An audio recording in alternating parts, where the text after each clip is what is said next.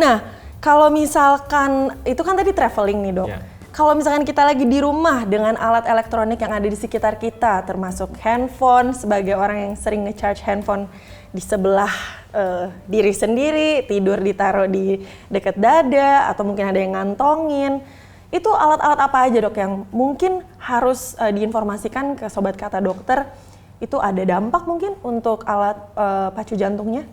Oke, Andira, Sobat Kata Dokter sekalian, memang yang sering menjadi pertanyaan dari pasien-pasien yang menggunakan pacemaker, dok, setelah saya pasang pacemaker, saya boleh pakai handphone nggak? Kemudian kalau saya deket microwave gimana dok? Dan lain sebagainya. Ya, jadi pacemaker saat ini sudah sangat-sangat canggih. Ya, sudah sangat-sangat canggih. Tetapi memang kita harus berhati-hati, tetap berhati-hati apabila kita berada di medan elektromagnet.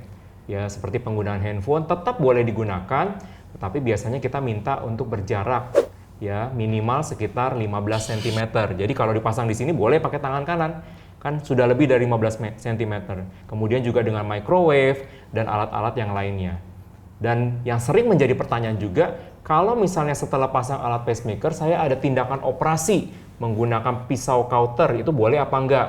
Ya, tetap boleh. Tetapi kalau misalnya lokasi operasinya dekat dengan pacemaker, mungkin alat pacemakernya harus disetting ulang supaya kauternya itu atau pisau kauternya itu tidak mengganggu dari kerja dari pacemakernya.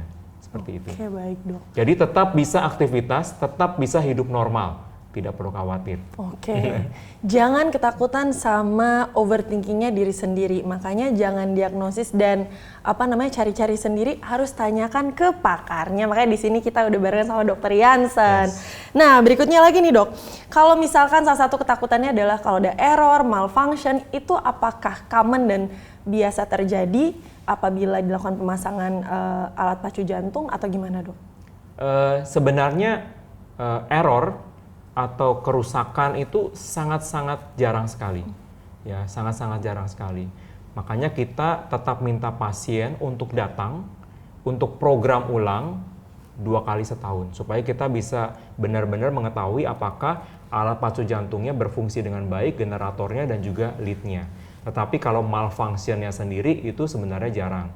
Kalaupun malfunction, ya ini kehebatan Tuhan yang menciptakan kita ya. Jadi kalau memang pacemaker tiba-tiba mati pun denyut jantung kita tidak langsung nol. Ya, jadi biasanya akan turun di 40 atau bisa di 30. Jadi pasiennya akan keluhannya pusing atau pingsan sehingga harus segera dibawa ke rumah sakit untuk dicek ulang apakah memang pacemakernya atau lead-nya memang bermasalah seperti itu. Oke, baik dok. Nah, dari pertanyaan-pertanyaan yang masuk dari Sobat Kata Dokter nih dok, ada pertanyaan yang menanyakan tentang jadi pantangannya tuh sesusah apa sih dok kalau misalkan memang harus ada indikasi menggunakan pacemaker atau sebenarnya cukup sederhana dok? Pantangannya itu sebenarnya hanya 1 bulan setelah pemasangan pacemaker. Jadi daerah luka harus kita jaga dengan baik. Saya rasa ini pantangan yang sama untuk semua jenis tindakan atau jenis operasi. Kita harus menjaga luka dengan baik, jangan sampai kotor supaya tidak infeksi seperti itu. Dan yang kedua tadi sudah dijelaskan, tangan yang tempat pemasangan pacemaker kita tidak mengangkat melebihi bahu selama 1 bulan supaya fiksasi dari lead dan generatornya sudah terfiksasi dengan baik seperti itu. Di luar itu aktivitas, kegiatan dan lain sebagainya boleh dilakukan sama seperti orang normal. Oke dok, kita lanjut ke pertanyaan berikutnya. Siap. Nah, tentang alat pacu jantung dan pengaruh pada kehamilan atau proses melahirkan, ini sebenarnya ada pengaruhnya nggak sih dok? Oke, sebenarnya sih jarang sekali ibu-ibu hamil yang menggunakan pacemaker. Karena tadi kan indikasinya memang terutama pada pasien dengan gangguan baterai atau kabel pada usia tua. Walaupun tadi saya bilang ada pasien-pasien saya memang yang usia muda juga sudah pasang alat pacu jantung. Tetapi itu sangat-sangat jarang sekali. Tetapi sebenarnya sudah dijelaskan tadi, pasien dengan pacemaker sebenarnya jantungnya adalah normal. Dia berfungsi dengan baik, jadi kelayanannya cuma di baterainya saja dan atau kabelnya saja. Sehingga kalau pasien pasang pacemaker boleh hamil nggak? Boleh. Boleh melahirkan normal nggak? Boleh banget. Jadi tidak ada kontraindikasi atau tidak ada pantangan, tidak boleh hamil atau tidak boleh melahirkan normal seperti itu. Jadi pasien dengan pacemaker adalah pasien yang normal. Ya, dia hanya masalahnya di baterainya aja gitu ya. Oke, nah itu harus diinget tuh, di highlight tuh tadi penting banget karena kata Dokter Hansen sebenarnya pada dasarnya generally normal ya dok, hanya baterainya saja, jangan mengucilkan diri, jadi membatasi kegiatan-kegiatan yang sebenarnya bisa dilakukan ya dok. Betul. Boleh nggak sih dok menggunakan alat-alat body slimming yang pakai mungkin laser atau apapun itu tuh, alat-alat yang canggih-canggih itu dok? Ini pertanyaan dari Sobat Kata Dokter atau Andira yang mau nanya? Bersama-sama dok.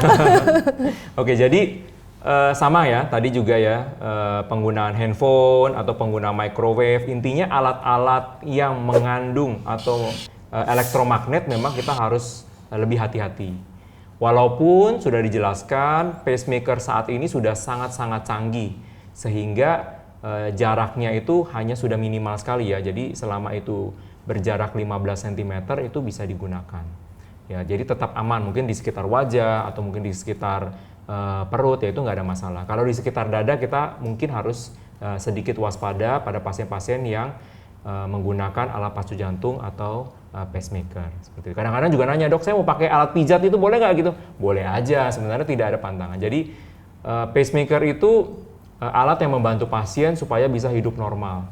Jangan sampai ini dijadikan pasien jadi nggak berani ngapa-ngapain gitu ya, nggak berani olahraga, nggak berani aktivitas, nggak berani berkegiatan gitu ya. Justru dengan alat ini kita harapkan pasien bisa kembali hidup normal, yang tadinya mungkin keluhannya sesak atau sering pusing dan pingsan, bisa kembali normal kembali seperti itu. Oke.